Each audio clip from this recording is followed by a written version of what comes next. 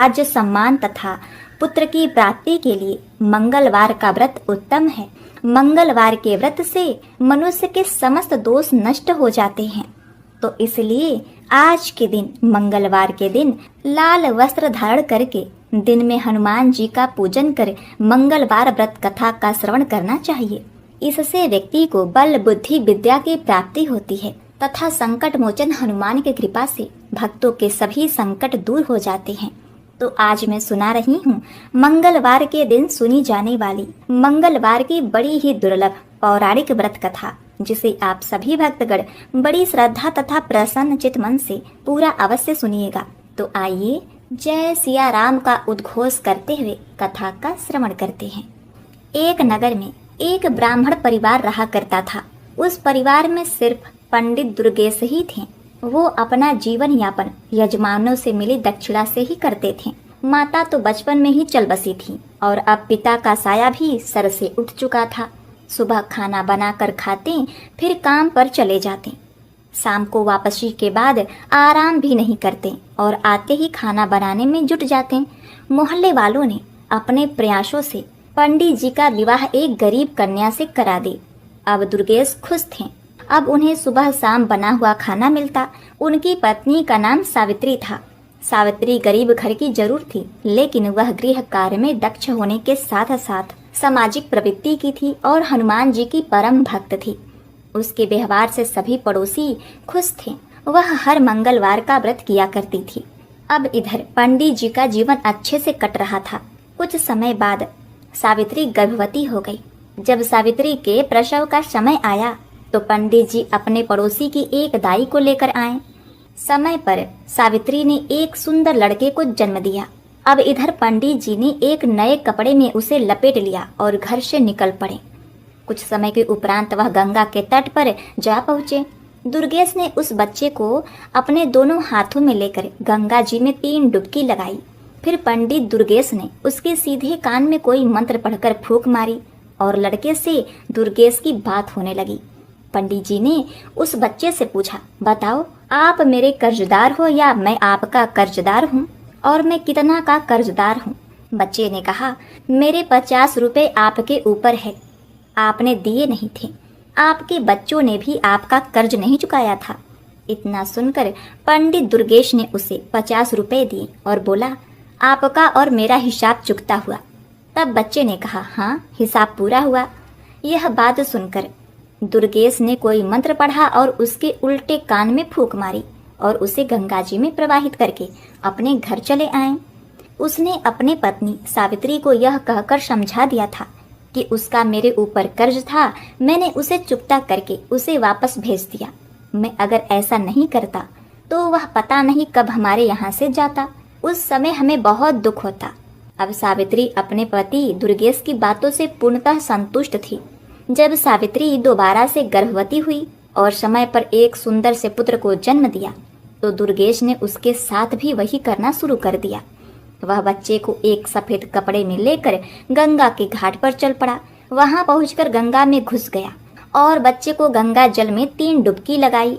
उसके सीधे कान में मंत्र पढ़कर फूंक मारी और बच्चे से बात की और पूछा, हाँ भाई, गंगा मैया के अंदर हैं हम, और तुम मुझे बताओ कि मैं तुम्हारा कर्जदार हूँ या तुम मेरे कर्जदार हो, और कितने हो। तब बच्चे ने कहा, आपका मेरे ऊपर 100 रुपए का कर्ज बकाया है।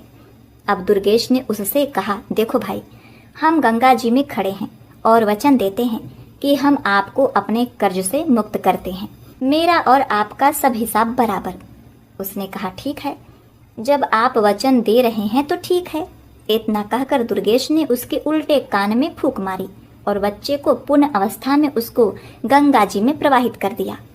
यह सब करके वह वापस अपने घर पहुंचा और पत्नी सावित्री से बोला, मुझे खाली हाथ देखकर बच्चे के बारे में जानने की आपकी इच्छा होगी तो सुनो। उस पर हमारे 100 रुपए का कर्ज था, तो हमने उसे गंगा पर वचन दे दिया और उसे ऋण मुक्त कर दिया। हम नहीं चाहते थे कि आगे चलकर वह हमें तड़पा कर जाए। अब सावित्री ने पूछा, ऐसा कैसे? पंडित जी कहने लगे, जब से तुम मेरे घर में आई हो तुमने देखा कि पंडिताई करके जो भी कुछ मिलता है उससे बचत नाम मात्र ही होती है, पर होती तो है।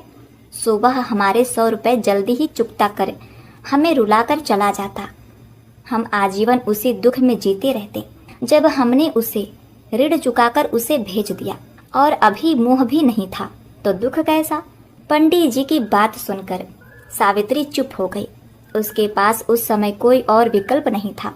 फिर भी सावित्री को दुख बहुत था। वह अपनी व्यथा किसी से नहीं कह सकती थी, लेकिन अंदर ही अंदर टूट जरूर रही थी। अब वह पहले जैसी हंसमुख नहीं रही। उसका कमल सा चेहरा मुरझाने लगा था। एक दिन एक बुढ़िया ने, जो उसकी पड़ोसन थी, उसे कारण जानना चाहा। सावित्री उस बुढ़िया को बहुत मानती थी, इसलिए वह उसके आग्रह को ठुकरा न सकी और अपनी आप बीती उसे बताई। बुढ़िया कहने लगी, देखो सावित्री, हमारा राजा बहुत दयालु है और वह सभी की सुनता है। कल तुम मेरे साथ चलना और राजा को सब बताना। सावित्री ने उससे कहा, ठीक है माँ जी। अगले दिन जैसे ही दुर्गेश अपने काम पर गए तो पड़ोसन बुढ़िया आ गई और उसे बोली, चलो चलो सावित्री। अब सावित्री तो तैयार बैठी थी। वह राजा के पास दरबार में गई और वहां पहुंचने के बाद राजा ने उसकी सारी बातें ध्यान से सुनी। बातें सुनकर राजा ने उस बुढ़िया से कहा, अब यह जिम्मेदारी तुम्हारी है कि आगे जब इसके बच्चा होने को हो तब तुम मुझे सूचना देना। और सावित्री से कहा, तुम भी भूल मत जाना, इस बुढ़िया को याद से मेरे पास भिजवा देना। इसी आशा में दोनों अपने घर आ गईं। सावित्री और पड़ोसन बुढ़िया राजा से आश्वासन मिलने के बाद निश्चिंत हो गए थे। बुढ़िया तो पूरी तरह आश्वस्त थी, लेकिन सावित्री अपने दोनों संतानों के बारे में सोच कर ही सिहर जाती, जिसका मुंह भी उसने अच्छी तरह से नहीं देखा था। पर पंडित दुर्गेश को तो कोई दुख ही नहीं था। वह जो कर रहा था अपने भविष्य को ही सोचकर कर रहा था। दुर्गेश ने अपने असीम प्रेम और स्नेह से सावित्री को महान दुख से उबार लिया था। अब दोनों में परस्पर प्रेम की धारा बहने लगी और सावित्री फिर से हनुमान जी की पूजा अर्चना करने लगी। इसी का प्रताप यह हुआ कि सावित्री ने तीसरी बार गर्भ धारण किया। सावित्री ने अपने पड़ोसन बुढ़िया के माध्यम से राजा को भी संदेशा भिजवा दिया। राजा ने उसको समझा दिया कि चिंता मत करना, जब प्रसव होने वाला हो मुझे सूचित कर देना, मैं सब कुछ अपने आप देख लूंगा। सावित्री खुश होने के साथ साथ पिछली यादों से परेशान थी। वह हर समय अपने तीसरी संतान की चिंता में डूबी रहती थी। समय समय पर उसकी पड़ोसन आकर उसे समझा जाती। इस तरह धीरे धीरे गर्भावस्था पूर्ण हुई और प्रसव समय भी आ गया। सावित्री ने दुर्गेश से कहा, आप पड़ोसन वाले बुढ़िया माँ को मेरे पास छोड़कर दाई को बुला लाओ। पंडित जी पड़ोसन की बुढ़िया को अपनी पत्नी के पास छोड़कर दाई को बुलाने चले गए। सावित्री ने बुढ़िया से कहा, माँ जी आप राजा को खबर दे दो, इसलिए मैंने आपको पहले ही बुला दिया है। जब तक दाई आई तब तक राजा भी भेष बदलकर दुर्गेश के घर के पास पहुंचा और इधर उधर टहलने लगा। कुछ समय के पश्चात शिशु के रोने की आवाज आने लगी। तभी पंडित जी अंदर गए और एक साफ नए कपड़े में उसे लेकर घर से निकल गए। जब राजा ने दुर्गेश को बाहर निकलते देखा तो राजा भी उसके पीछे पीछे निश्चित दूरी बनाकर चलने लगा। कुछ समय के पश्चात दुर्गेश गंगा के तट पर पहुंचा। बच्चे को लेकर वह गंगा में घुस गया और कमर तक जल में जाकर रुक गया। अब दुर्गेश ने बच्चे को 3 डुबकी लगाई और उसके सीधे कान में कोई मंत्र फूंक मारा। अब बच्चा बात करने में सक्षम था। तब दुर्गेश ने उससे पूछा, बताओ मेरा कर्ज आपके ऊपर है या आपका कर्ज मेरे ऊपर है और कितना है? तो बच्चा कहने लगा, आपका मेरे ऊपर 50,000 रुपए का कर्ज है, जिसे मेरे बच्चों ने भी नहीं चुकता किया था। दुर्गेश ने अपनी तसल्ली के लिए पुनः बच्चे से पूछा, देख लो हम गंगा में खड़े हैं, सच सच बताना, नहीं तो गंगा पाप लगेगा। यह सुनकर बच्चे ने कहा, मैं सच सच कह रहा हूँ, मेरे ऊपर आपके 50,000 रुपए कर्ज है। पंडित जी ने बच्चे के उल्टे कान में मंत्र फूका। बच्चा अपनी असली रूप में आकर रोने लगा। अब राजा दूर से यह सारा दृश्य देख रहा था। अब दुर्गेश ने बच्चे को गंगा में डुबकी लगाना शुरू कर दिया। राजा कुछ करता इससे पहले ही दुर्गेश 3 डुबकी पूरी करके बच्चे को कपड़े में लेकर जल से बाहर निकलकर किनारे पर आ गया। बच्चे को लेकर अपने घर की तरफ चल दिए। राजा के मन में अब यह जानने की उत्सुकता बढ़ती जा रही थी कि आखिर इसने पहले दोनों बच्चे गंगा में प्रवाहित क्यों किए। अतः राजा ने अपने असली रूप में आकर दुर्गेश को रोक लिया। दुर्गेश ने राजा को देखकर उसको सलामी दी तो राजा ने दुर्गेश से पूछा, यह बताओ तुम अपने दोनों बच्चों को गंगा में प्रवाहित क्यों करके आए। दुर्गेश कहने लगा, महाराज आप इस बात को अच्छी तरह से जानते हैं कि एक पंडित को पंडिताई में क्या मिलता है। किसी ने 1.25 आने दे दिया तो किसी ने थोड़ा बहुत अनाज दे दिया, कुल मिलाकर पेट पूजा हो जाती है। पैसे बचाना तो दूर की बात है। इसलिए मैंने अपनी विद्या से उन दोनों बच्चों से पूछ लिया कि उन पर मेरा कर्ज है या उसका मुझ पर। तो पहले बच्चे का मेरे ऊपर कर्ज था, दूसरे के ऊपर मेरा कुछ था, पर वह इतना था कि वे दोनों ही हमें छोड़कर चले जाते, हमारी तो कमर ही टूट जाती। इसलिए उन दोनों के हिसाब चुकता करके वही गंगा में प्रवाहित कर दिया। राजा ने कहा, फिर इसे क्यों बचाया। पंडित दुर्गेश कहने लगे, इस पर मेरा 50,000 रुपये हैं। उम्मीद है कि यह हमारा अंतिम संस्कार अपने हाथों से ही करेगा। राजा पंडित जी की बातें सुनकर आश्चर्यचकित हुआ। साथ ही यह जानकर तसल्ली भी हुई कि जैसे भी सही सावित्री को अपना बच्चा तो मिल गया। दुर्गेश बच्चे को लेकर घर पहुंचे। यह देखकर सावित्री मन ही मन राजा साहब को धन्यवाद करने लगी। दुर्गेश ने अपनी पत्नी से कहा, लो यह हमारा पूरा जीवन काट देगा और हमारा अंतिम संस्कार भी कर देगा। अब पंडित जी के घर में खुशियां मनाई जाने लगी। पंडित जी ने अपने सामर्थ्य के अनुसार एक प्रतिभोज भी किया। पंडित जी ने उसका नामकरण संस्कार किया। जन्म ग्रह नक्षत्र के हिसाब से उसके नाम का प्रथम अक्षर च से था। अब बच्चे का नाम चंद्रदेव रखा गया। मेष राशि और अश्विन नक्षत्र में जन्मे इस जातक की कुंडली बहुत ही भाग्यशाली थी। उसकी भाग्य रेखा भी बहुत ही प्रबल थी। उसके जीवन में धन अभाव तो था ही नहीं। चंद्रदेव के जन्म के बाद ही पंडित जी के अच्छे दिन शुरू हो गए। पहले पंडित जी को भरण पोषण के लिए काफी मशक्कत करनी पड़ती थी, लेकिन अब उनका गुजारा अच्छे से होने लगा। उनकी पंडिताई अच्छे से चल रही थी। धीरे धीरे चंद्रदेव भी चंद्रकलाओं की तरह दिन दुगुना रात चौगुना बढ़ने लगा। 5 वर्ष का होने पर उसे एक संस्कृत स्कूल में दाखिला दिया गया। चंद्रदेव पढ़ने में बहुत तेज था। पंडित जी शाम के समय अपना 1 घंटा बेटे को ज्योतिषी सिखाने में लगा देते। बेटे चंद्र की बुद्धि विलक्षण थी। उसे जो मंत्र बताए जाते उसे कंठस्थ करना उसके लिए बाएं हाथ का खेल था।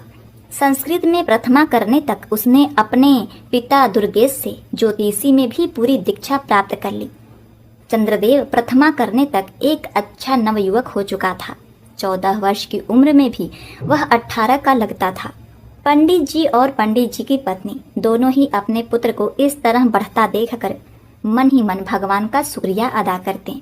सावित्री अपने पुत्र को निहारती और भगवान का धन्यवाद करती, हनुमान जी को धन्यवाद देती और राजा का भी धन्यवाद करती। उसे तो यह पता ही नहीं था कि उसमें राजा का कोई योगदान नहीं है। अब चंद्रदेव ने प्रथमा के बाद आगे की शिक्षा के लिए अपने माता पिता को मना कर दिया। उसने माँ से कहा, माँ मैं भी पिताजी के काम में हाथ बटाऊंगा। माँ ने कहा, बेटा अभी तेरी उम्र ही क्या है, खेलो खाओ और आगे दुनियादारी को समझने की कोशिश करो। यह काम तो सारी उम्र ही तुम्हें करना है। इस पर चंद्रदेव ने कहा, माँ जब मुझे पंडिताई करनी ही है तो बाद में क्यों, अभी से क्यों नहीं। विद्या तो कोई भी हो, उसे जितना उपयोग करेंगे उसमें बढ़ोतरी ही होगी। कल पूर्णिमा का दिन है तो मैं भी कल से काम पर जाऊंगा। अब पंडिताई मन ही मन बहुत खुश हो रही थी। चलो अब उसके घर में 2-2 कमाने वाले हो गए थे। थोड़ा पैसा इकट्ठा करके हम अपने बेटे का विवाह भी कर देंगे और मजे से उसकी दुनिया में रम जाएंगे। मन में ऐसा विचार करके वह सो गई कि चलो सुबह जल्दी उठकर दोनों के लिए खाना भी बना दूंगी, कल दोनों ही काम पर जाएंगे। पंडिताइन को रात में नींद नहीं आई। वह सोचने में ही करवट बदलते बदलते परेशान हो गई। सुबह जल्द ही जगकर रसोई का काम निपटाकर स्नान ध्यान करके हनुमान जी की पूजा करने के बाद खाना बना दिया और अब निश्चिंत होकर चरपाई पर लेट गई। वह सारी रात सो नहीं पाई थी, अतः जिस निश्चिंता के साथ वह लेटी थी उसे जल्दी ही नींद आ गई। सुबह पंडित जी जब अपने समय पर उठे तो उन्होंने देखा श्रीमती जी सो रही हैं, तो किसी अनहोनी की चिंता में डूब गए और सबसे पहले उसे जगाकर पूछा, अरे ओ भाग्यवान, तबीयत तो ठीक है, कहते हुए उसके माथे को छूकर देखा। तब सावित्री ने उससे कह दिया, मेरी तबीयत बिल्कुल ठीक है, थोड़ा जल्दी उठ गई थी, सो काम धाम करके मैं लेट गई और नींद आ गई। आप अपने नित्य कर्म करो, खाना तैयार है। इतने में चंद्रदेव भी जाग गया और नित्य कर्म करने लगा। दोनों पिता पुत्र तैयार होकर आ गए। सावित्री ने दोनों के आसन लगाकर उसे खाना परोसा। दोनों ने खाना खाया और दोपहर का खाना साथ में लेकर अपने काम पर निकल गए। चंद्रदेव का पहला दिन था, तो उसे कोई भी यजमान ऐसा नहीं मिला जो उसकी सेवा में उसे ले सके। धीरे धीरे शाम होने को आई। चंद्रदेव उदास मन से घर के लिए रवाना हुआ। थके कदमों से वह घर की तरफ जा ही रहा था कि अचानक उसके मुख पर गरम गरम पानी की कुछ बूंदें गिरी। उसने अपनी नज़र ऊपर उठाई तो देखा एक बहुत ही सुंदर स्त्री अपने आंखों में आंसू बहा रही थी। उसी के आंसू की बूंदें ही चंद्रदेव के ऊपर गिरी थी। चंद्रदेव रुक गया और उससे पूछने लगा, बहन आपको क्या दुख है, मुझे बताओ, हो सकता है मैं आपकी कोई मदद कर सकूं। ऊपर से उस स्त्री ने देखा एक नौजवान लड़का तिलक छापे राम नाम के पीतांबर डाले नीचे खड़ा है। वह बहुत बड़ा पंडित लग रहा था। उसे देखकर ऐसा लग रहा था मानो अभी अभी काशी से आ रहा हो। उस स्त्री ने कहा, अरे तेरे जैसे कितने आए और ठग कर चले गए, मेरा तो विश्वास ही उठ गया है तुम्हारे जैसे ढोंगी पंडितों से। इतना सुनकर चंद्रदेव बहुत ही विचलित हुआ और मन में विचार किया कि मैं इस महिला से कुछ ना मिलने पर भी मैं इसकी परेशानी का कारण जानकर उसका समाधान अवश्य करूंगा। उधर से महिला ने कहा, मैं तुम्हें कोई पैसा या दक्षिणा देने वाली नहीं हूँ। चंद्रदेव ने कहा, माता जी नीचे तो आ जाओ, अपना हाथ दिखाओ और बताओ समस्या क्या है। वह स्त्री नीचे आई और कहने लगी, देखो मैं पहले से ही तुम्हें बता देती हूँ, मैं तुम्हें कोई दान दक्षिणा देने वाली नहीं हूँ। बाद में तुम दक्षिणा के नाम पर मुझे ठगना चाहो। चंद्रदेव ने कहा, बहन मैं कोई ढोंगी नहीं हूँ, इसी शहर का निवासी पंडित दुर्गेश जी का पुत्र हूँ। मेरा नाम चंद्रदेव है। मैं एक ज्योतिषी हूँ, इसी मोहल्ले में रहता हूँ। हाँ, दूसरी बात, मैं आपका रोना देखकर दुखी हुआ हूँ, इसीलिए पूछ लिया। अब आपकी मर्जी है, जानना चाहती हो या नहीं। वह स्त्री कहने लगी, ठीक है, तुम जो भी कहो, इतना समझ लो मैं तुम्हें पैसा देने वाली नहीं हूँ। चंद्रदेव कहने लगा, ठीक है, मैं पैसे मांग कब रहा हूँ। तो वो स्त्री बोली, अगर तुम्हारी बातें सही निकली तो मैं तुम्हारे घर पर ही दक्षिणा भिजवा दूंगी। लगा, बताओ समस्या क्या है। उस स्त्री ने कहा, मेरे पति परदेश गए हैं, 4 वर्ष हो गए हैं, अभी तक वापस नहीं आए और ना ही कोई सुखद पत्र उन्होंने भेजा है। मैं केवल यह जानना चाहती हूँ कि वह ठीक तो हैं और कब तक वापस आएंगे। चंद्रदेव ने कहा, आपने 2 प्रश्न पूछे हैं, इन दोनों में से आप किसके बारे में पहले जानना चाहती हो। स्त्री बोली, दोनों प्रश्नों के बारे में जानना चाहती हूँ। चंद्रदेव कहने लगा, नहीं। उस स्त्री ने कहा, क्यों। तो उसने बताया, क्योंकि मैं मुफ्त में केवल एक ही बात बताऊंगा, अब तुम फैसला करो कौन सी बात पूछना चाहती हो। स्त्री चुप हो गई और दिमाग का इस्तेमाल करने लगी। सोचने लगी कि कौन सा प्रश्न पहले पूछूं, आने पर दिख जाएंगे और दूसरा स्वस्थ होंगे तभी तो आएंगे। ऐसा विचार करके स्त्री ने कहा, आप केवल यह बता दीजिए कि मेरे पति कब तक आएंगे। चंद्रदेव ने अपना पत्रा निकाला और उसमें देखने लगा। अपनी उंगलियों पर गणना करने लगा। करीब आधा घंटे की गणना के बाद उसने कहा, सुनो, आपके पति आज रात्रि में ही आ जाएंगे। स्त्री बोली, क्या पागल हो गए हो, ढोंगी कहीं के, मुझे बेवकूफ़ समझा है क्या। चंद्रदेव ने कहा, वो कैसे। स्त्री बोली, पैसों का लालच होगा। चंद्रदेव बोला, बहन जब कह दिया कि मुफ्त में ही सवाल बताऊंगा, फिर यह कैसी बात कह रही हो आप। स्त्री कहने लगी, अभी तक तो किसी ने कुछ भी नहीं बताया। चंद्रदेव बोला, बहन मैं ज्योतिषी हूँ, ठग नहीं। अब तक आपका ठगों से पाला पड़ा होगा। मैं अपने विद्या के अनुसार बता रहा हूँ कि आपके पति रात्रि के 12 बजे तक आ जाएंगे। वह स्त्री बोली, आप सही कह रहे हैं, मेरे साथ ठगी हो चुकी है, इसलिए अब मैं किसी और पर विश्वास नहीं कर सकती और किसी को पहले पैसा भी नहीं दूंगी। चंद्रदेव कहने लगा, बहन मैंने तो पहले ही कहा था, मुफ्त का मतलब मुफ्त। अगर आपको सही लगे तो मेरी दक्षिणा जो उचित समझो भिजवा देना। उसने कहा, अच्छा ज्योतिषी जी, तो आप कह रहे थे हमारे पति आज रात में आएंगे। चंद्रदेव कहने लगा, हाँ, आज रात्रि के ठीक 12 बजे आपके पति आएंगे। सुनो, वह पैदल नहीं आएंगे, वह हाथी पर आएंगे और बहुत सारा धन लेकर आएंगे। वह कहने लगी, तो मैं भी तुम्हें बता दूं कि जितना लाएंगे उसका आधा आपको दक्षिणा भिजवा दूंगी। चंद्रदेव ने कहा, अच्छा तो अब मैं चलता हूँ। स्त्री कहने लगी, ठीक है, जाओ। चंद्रदेव वहां से अपने घर के लिए निकल पड़ा। रास्ते में सोचता जा रहा था, पहले दिन बोहनी तो नहीं हुई, उधार हुआ। यही मन में सोचते सोचते घर पहुंचा। अब अपने पुत्र को आया देखकर सावित्री मन ही मन सोचने लगी कि मेरा लाडला इतनी देर से आया है, कमाई भी अच्छी करके आया होगा। यह सोचते हुए उसने दरवाजा खोला, चंद्रदेव को गुनगुना पानी लाकर दिया और कहने लगी, बेटा हाथ मुंह धो लो, थके हारे आए होगे, खाना खा लो। वो कहने लगी, तुम्हारे पिताजी तुम्हारा इंतजार कर रहे थे और भूखे बैठे हैं। चंद्रदेव ने कहा, अच्छा माँ, मैं अभी हाथ मुंह धोकर आता हूँ। कुछ ही देर में चंद्रदेव हाथ मुंह धोकर आया। उसकी माता ने दोनों के लिए आसन लगा दिया और खाना परोसा। तभी माता ने पूछा, बेटे कैसा रहा तुम्हारा आज का दिन? चंद्रदेव ने कहा, माँ बस बोहनी तो नहीं हुई, बस उधार हो गया। माँ बोली, तभी तो कहती हूँ अभी खेल ले कूद ले, अभी तो तेरे पिताजी कमा ही रहे हैं, पर तूने जिद कर दी, सारा दिन ऐसे ही भटकता रहा। चल चल, उधार किया तो उसका क्या पता आया कि नहीं आया। इन्हीं बातों के चलते खाना हो गया और सब लोग खाकर सो गए। इधर जो वो स्त्री थी वह अपने पति का इंतजार करने लगी। इंतजार करते करते रात के ठीक 12 बज गए और सच में उसका पति हाथी पर बैठकर अपने घर आ गया। उसने दरवाजा खुलवाया, उसकी पत्नी ने दरवाजा खोला और वह यह सोचकर बड़ी ही प्रसन्न हुई कि वाकई में वह लड़का बहुत बड़ा ज्योतिषी है, उसे इनाम देना चाहिए। इसलिए उसने अपने पति से कहा, जाओ सबसे पहले पंडित दुर्गेश के घर जाओ और उसे उसका इनाम दो। उसी की वजह से मुझे पता चला कि तुम आने वाले हो, उसके बाद ही घर में कदम रखना। अब वह आदमी बहुत समझाता है, भाग्यवान पहले घर में तो आने दो। नहीं, पहले आप जब तक वह दक्षिणा देकर नहीं आएंगे घर में कदम मत रखिएगा।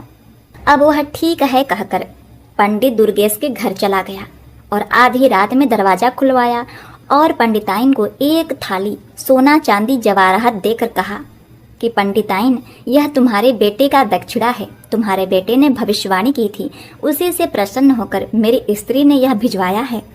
वह देकर अपने घर चला गया। पंडिताइन इतना सारा सोना चांदी देखकर बड़ा खुश हुई और परात को अंदर रखकर डलिया से ढककर वह मन ही मन सोचने लगी, पंडित जी ने तो बस ऐसे ही कहा, मेरे बेटे ने एक ही दिन में घर भर दिया।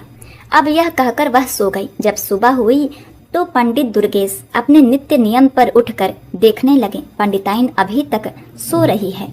उन्होंने कहा, पंडिताइन आज क्या हुआ, तुम अभी तक सोई हुई है? इतना सुनते ही पंडिताइन का तेवर चढ़ गया और बोली, बहुत ज्यादा कमा के लाते हो ना, मेरा बेटा कल पहली बार इतना लाया है कि पूरा घर भर गया। पंडित जी यह सुनकर चौंक गए और बोले, पंडिताइन तुम क्या बात करती हो? पंडिताइन ने कहा, हाँ सही कहती हूँ, तुम्हारे पुत्र ने कल जो उधारी किया था ना, उसे रात में ही जजमान ने पहुंचा दिया।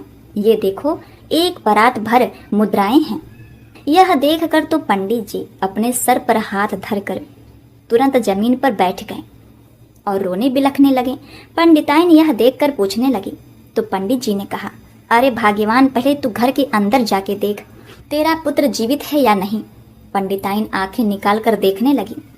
अब वह भागी भागी घर के अंदर गई तो देखा उसका पुत्र मरा पड़ा है और वह जोर जोर से रोने लगी। यह देखकर पंडित जी ने कहा, पंडिताइन मैंने कहा था ना, पूर्व जन्म के उसने अपने सभी कर्जों को चुकाकर हमसे मुक्ति पाली है, इसीलिए तो हम उसे कमाना देना नहीं चाहते थे। अब तुम हनुमान जी की पूजा करो, अब वही तुम्हारे पुत्र को वापस ला सकते हैं। यह सुनकर पंडिताइन बिना अन्न पानी के 1 हफ्ते तक उपवास करती रही। जब हफ्ता पूरा हुआ तो वह मरणासन हो गई। यह देखकर हनुमान जी भी बड़ी प्रसन्न हुए और बोले, यदि मैंने इस ब्राह्मणी को दर्शन नहीं दिया तो सभी भक्तों का विश्वास मुझसे उठ जाएगा। यह सोचकर हनुमान जी महाराज पंडिताइन के घर उसके कुटिया में ही प्रकट हो गए और बोले, पंडिताइन तुमने मंगलवार का व्रत करके मुझे बड़ा ही प्रसन्न किया। तुम लगातार हर मंगलवार को व्रत नियम से करती आई हो, मांगो तुम्हें क्या चाहिए। पंडिताइन ने कहा, न मुझे सोना चाहिए, न अन्न, न धन, मुझे बस मेरा पुत्र चाहिए। हनुमान जी ने कहा, उसके भाग्य में जो लिखा था वही हुआ। पंडिताइन ने कहा, नहीं, पहले ही 2 पुत्र चले गए हैं। पंडित जी ने मुझे उन्हें आंख भर देखने भी नहीं दिया, इसलिए मैं चाहती हूँ आप इस पुत्र को मुझे वापस कर दें। प्रिय भक्तों, उस पंडिताइन के कठिन तपस्या से प्रसन्न होकर हनुमान जी ने तथास्तु कह दिया और कहा, पंडिताइन, जरा कमरे के अंदर जाकर तो देखो, तुम्हारा पुत्र तुम्हें बुला रहा है। पंडिताइन ने जैसे ही पुत्र के कमरे में कदम रखा, उसका पुत्र हंसता खेलता अपने माँ के चरणों में गिर गया। और इस प्रकार पंडिताइन के मंगलवार के व्रत के प्रताप से उसका पुत्र उसे प्राप्त हुआ। तो प्रिय भक्तों, मंगलवार का व्रत अष्ट सिद्धियों 9 निधियों को देने वाला है। माता सीता ने हनुमान जी को यह आशीर्वाद दिया है कि मंगलवार के दिन जो उनकी पूजा करेगा एवं व्रत कथाओं को श्रवण करेगा तो वह धन, पुत्र, आरोग्य सभी प्रकार के सुखों से परिपूर्ण होगा। वह हर प्रकार के संकटों से मुक्त रहेगा। तो बोलिए बजरंगबली महाराज की जय। जय सिया राम, जय जय सिया राम।